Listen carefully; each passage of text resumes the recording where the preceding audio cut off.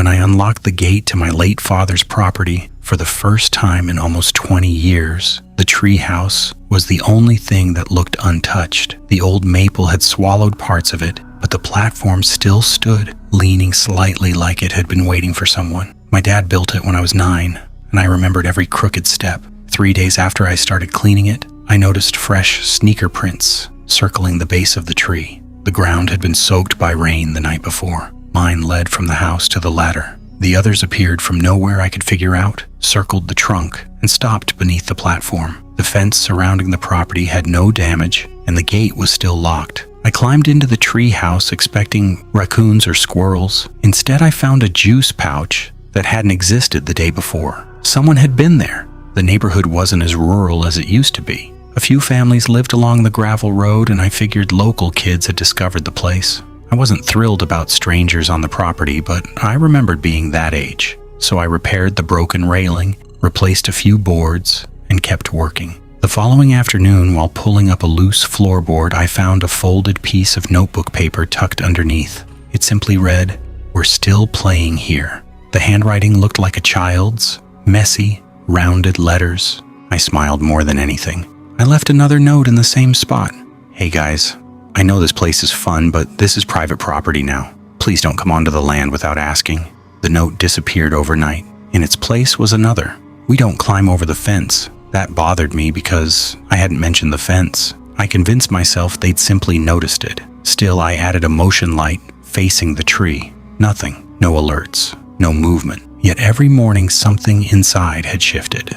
A flashlight rolled to another corner. My toolbox moved beneath the window. A soda can appeared beside the wall. I stopped leaving supplies up there. The changes continued anyway. One evening, I sat quietly inside after sunset, listening to the woods. The silence wasn't complete. Branches clicked. Leaves brushed together. Then I caught myself wondering if whoever kept visiting watched me from the trees. I never said the thought aloud. The next morning, another note waited beneath the floorboard. "We don't watch, we wait." I stared at those words for a long time. Nobody had heard me think that. I hadn't spoken.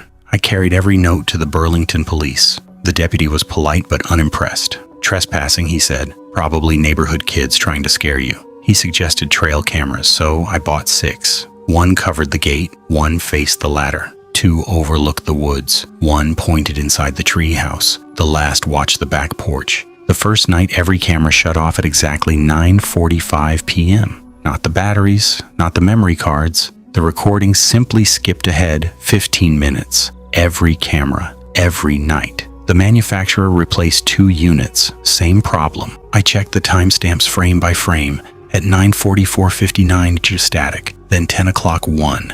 Nothing between. Around then, I noticed fresh carvings inside the treehouse. Not hearts, not random initials, names, MIA, Noah, Emily, Jason. Each followed by a year. Curious, I searched old newspaper archives at the Burlington Library. Every name belonged to a missing child. Different decades, different circumstances. Some disappeared while camping. One vanished riding a bike. Another walked home from school. None were ever found. I sanded the carvings away. By morning, they were back, only deeper. I stopped sleeping well after that. Every creak outside sounded like someone stepping onto the porch. Sometimes I'd wake convinced I'd heard children laughing far off in the woods. By the time I reached the window, everything would be still. One Saturday, I stayed inside the treehouse until nearly 10, determined to catch whoever kept coming. Nothing happened. The woods remained empty. Finally, I climbed down, locked the ladder chain, and walked toward the house. Halfway across the yard, I remembered leaving my phone upstairs. I turned back immediately. The chain still hung locked, but someone was already sitting inside. I couldn't make out a face, only a small figure against the dark window, perfectly still, watching me. I sprinted toward the tree. The platform groaned overhead. By the time I reached the ladder, nobody was there. The dust inside had been disturbed. The only new thing was another folded note. "You stayed too long tonight." That finally convinced the police to collect the camera recordings. An investigator spent weeks reviewing them. One clip survived the missing 15 minutes because its memory card had partially corrupted. The footage began after I climbed down the ladder. I appeared crossing the yard. Then the camera aimed at the treehouse window captured someone stepping inside, not climbing the ladder, not walking from the woods. The figure simply entered the frame, already halfway through the opening, as though the rest of its path existed somewhere the camera couldn't see. It remained motionless until I disappeared into the house. Then the recording ended. The investigation stalled. No fingerprints, no footprints, no suspects. I sold the property before winter. The new owners never contacted me. For months, I managed to stop thinking about the treehouse. Then one afternoon, I opened my mailbox at my new home. There was no stamp, no return address, just a folded sheet of notebook paper. Inside, in the same uneven handwriting, were 6 words. "Thanks for fixing our clubhouse."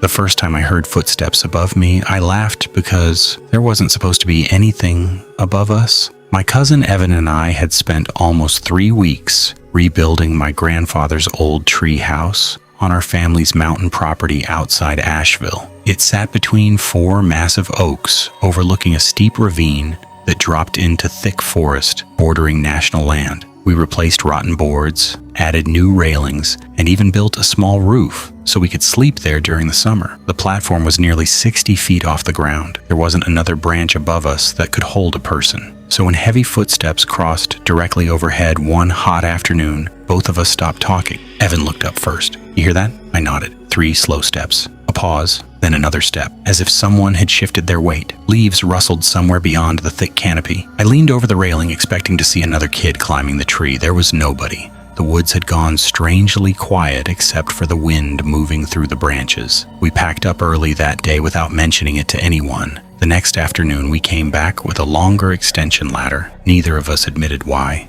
"I swear I saw boards," Evan whispered, pointing through a gap in the leaves. I squinted. For half a second, I saw something flat and gray vanish behind swaying branches. Wood, not bark. Weathered planks. Curiosity beat common sense. I climbed higher than we'd ever gone before, pulling myself onto branches that weren't meant to hold much weight.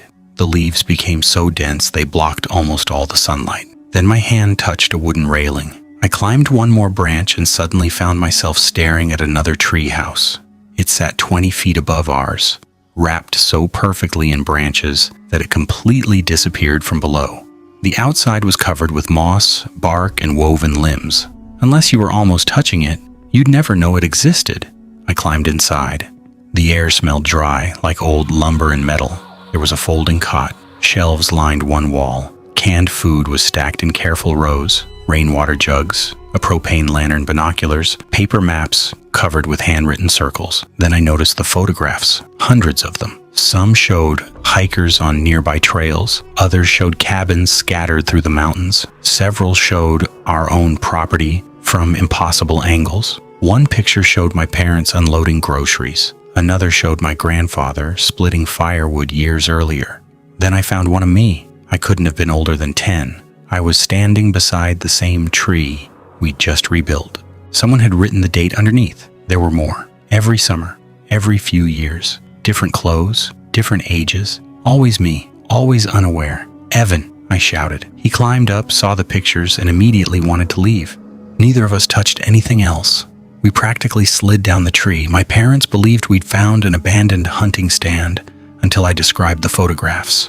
Dad grabbed his rifle from the truck. Mom called the county sheriff. 2 deputies arrived before sunset, but climbing to the platform in fading light wasn't safe, so everyone agreed to return first thing in the morning. I barely slept.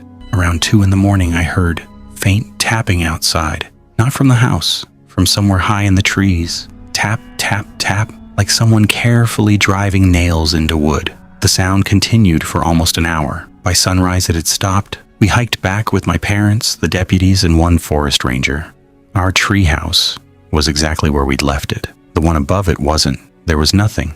No railing, no floor, no nails, not even broken branches where a structure that size should have rested. Dad climbed as high as I had. "So where is it?" he asked. I was standing inside it. He searched every branch. Nothing. The deputies exchanged looks that made me feel like I was wasting their time. Evan insisted he'd seen it too.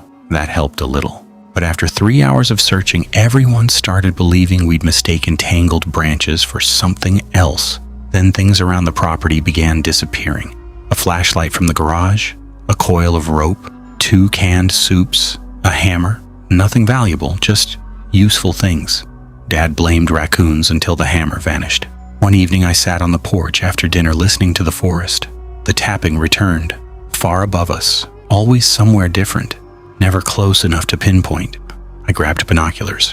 Nothing, just layers of leaves moving against the evening sky. The Forest Service searched again. This time they used climbing teams. They found only one thing, a freshly cut climbing rope, hanging nearly 80 feet up between two pines.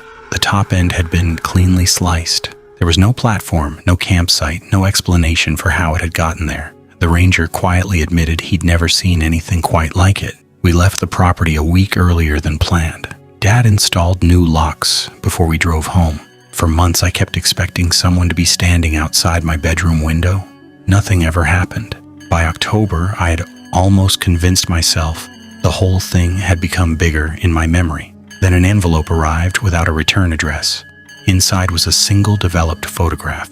It showed me standing beneath our treehouse the morning everyone searched for the missing structure. I was looking up into empty branches. The picture had been taken from directly above my head, higher than any treehouse should have been. On the back, in neat handwriting, were 5 words. "You stopped climbing too soon."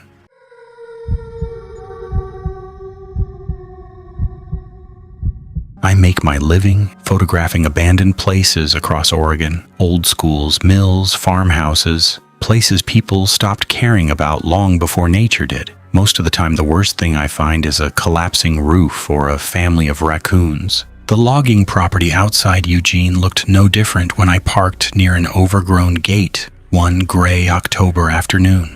The chain across the entrance had rusted solid, blackberry vines wrapped around it like it had been untouched for years. A faded sign warned against trespassing, though most of the lettering had disappeared. I followed an old logging road into the trees, camera hanging from my neck, listening to rain drip from the towering firs. The deeper I walked, the quieter everything became. Even the birds seemed to stop once the road narrowed into little more than 2 muddy tire grooves. About an hour in, I noticed something strange. The forest floor around me was covered in moss and fallen branches, but one narrow path looked recently cleared. Ferns had been bent aside instead of growing naturally. It wasn't enough to look obvious, just enough to make me wonder who had walked there. Curiosity won.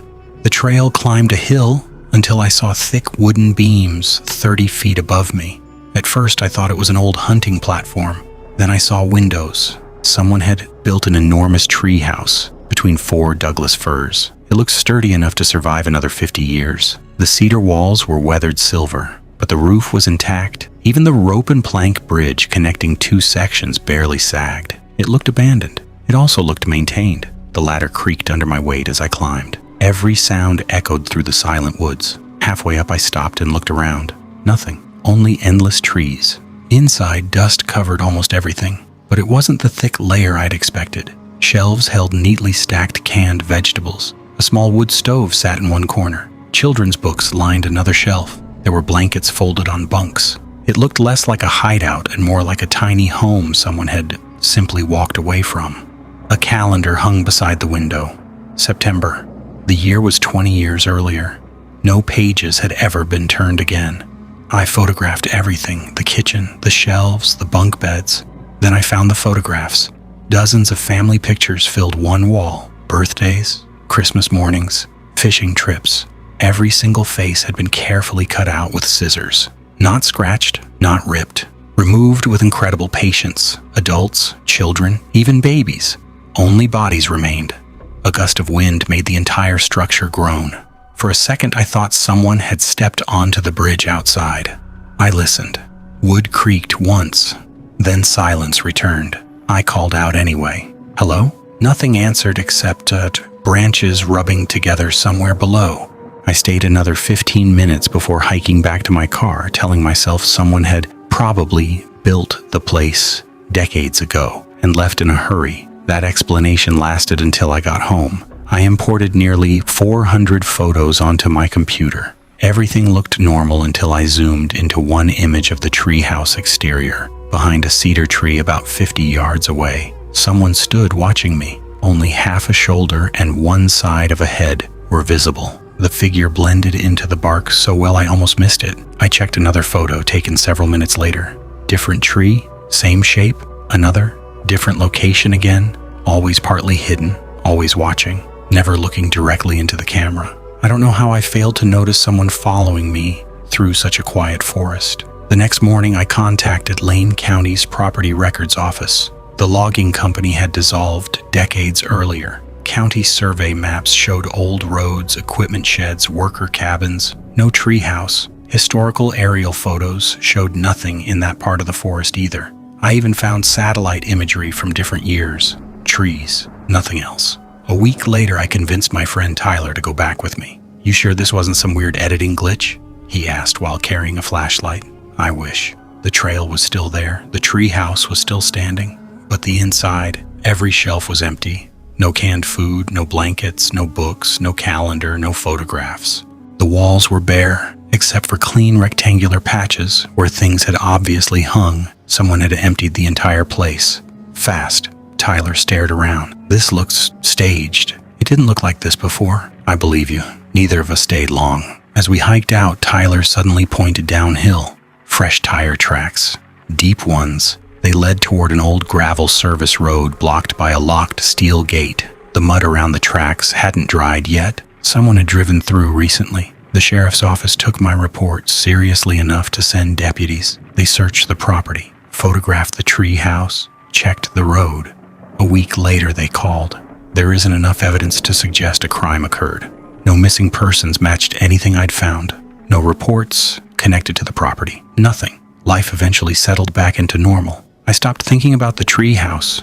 Months later, while backing up old photo folders onto an external drive, one file refused to copy because its modified date didn't match the others. I opened the image. It was one I'd taken inside the tree house, the empty wall beside the stove. Only now, there were words carved into the cedar planks. "You weren't supposed to find us." I checked the file metadata. Captured in October, modified nearly 7 weeks later. I had never opened or edited that photograph after importing it. I compared it against the memory card backup. The backup had changed too. The carving existed in every copy. I still have that photo. Sometimes I open it, hoping I'll convince myself I imagined the message. Instead, I find myself studying the dark woods outside the window in the picture, wondering whether the figure behind the trees ever actually left or simply stepped far enough back that my camera couldn't see them anymore.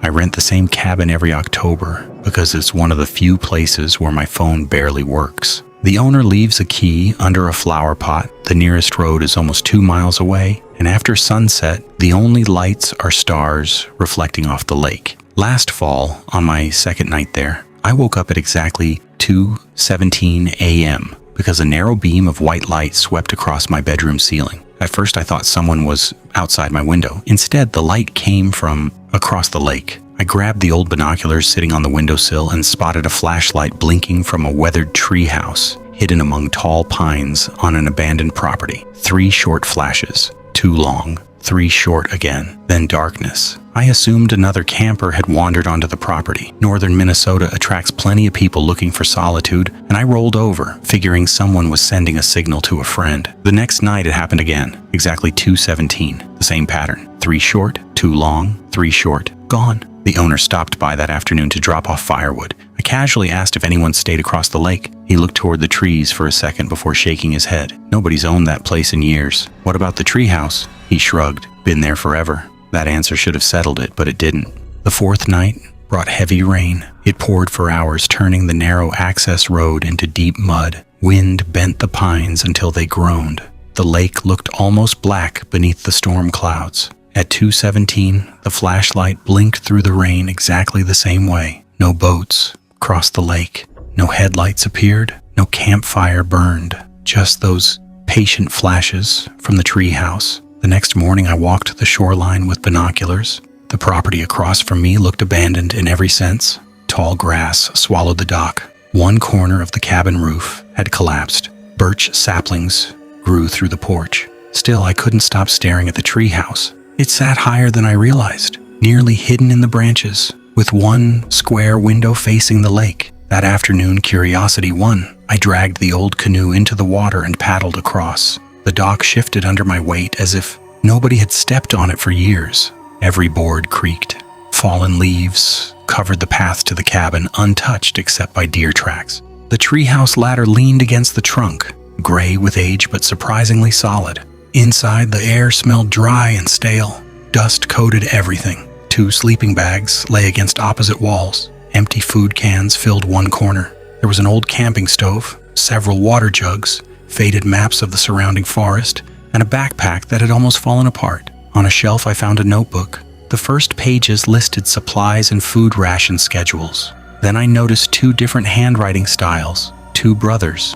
They had been planning to survive in the woods after running away from home nearly 15 years earlier. The entries became shorter as the pages went on. Food running low. Someone walking outside at night. Light seen across lake. Do not answer. Near the end, one brother wrote that they had started flashing a flashlight every night because they thought someone was signaling them first. The final page contained one sentence. If anyone answers the light, don't stay after dark. There were no more entries. No names after that. No explanation.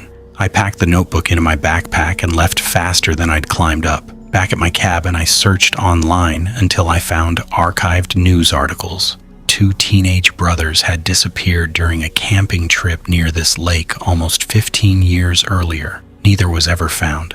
The sheriff's office answered when I called. By evening, 2 deputies met me at the cabin. One of them flipped through the notebook in silence. "We've never seen this before," he finally said. He explained dozens of searches had covered the area. Dogs, divers, helicopters, nothing. The notebook went into an evidence bag. They thanked me and drove away. I expected to sleep better after turning everything over. Instead, I stayed awake, watching the clock. At 2:17, the flashlight appeared. Only this time the pattern changed. It wasn't calm anymore. The beam jerked wildly. Rapid flashes, long pauses, then frantic bursts that looked almost desperate. I grabbed the binoculars. Someone was standing inside the treehouse window, just a dark outline holding the flashlight. Not waving, not moving, only standing there. I called 911 before lowering the binoculars. The dispatcher kept me talking while deputies headed toward the abandoned property from the opposite road. The figure never left the window. Their flashlight stayed perfectly still. Red and blue lights finally appeared through the trees several minutes later. The figure disappeared. Officers searched the cabin first, then the treehouse. They called me across after sunrise. The treehouse was empty. No footprints, no fresh food, nothing disturbed except a single flashlight lying in the center of the floor. One deputy unscrewed the battery cap. These are new. The manufacturer date, printed on both batteries, was from the previous year. The notebook I'd found was nearly 15 years old. The dust inside the treehouse hadn't been disturbed until I climbed in. No one has explained who installed fresh batteries in a flashlight that should have died long ago, or who stood in that window while I watched through my binoculars. I still rent cabins every fall, but never on that lake. And whenever I wake up around 2:17 in the morning, I catch myself looking toward the nearest tree line, half expecting 3 short flashes, 2 long ones, and the silent question, waiting for someone to answer.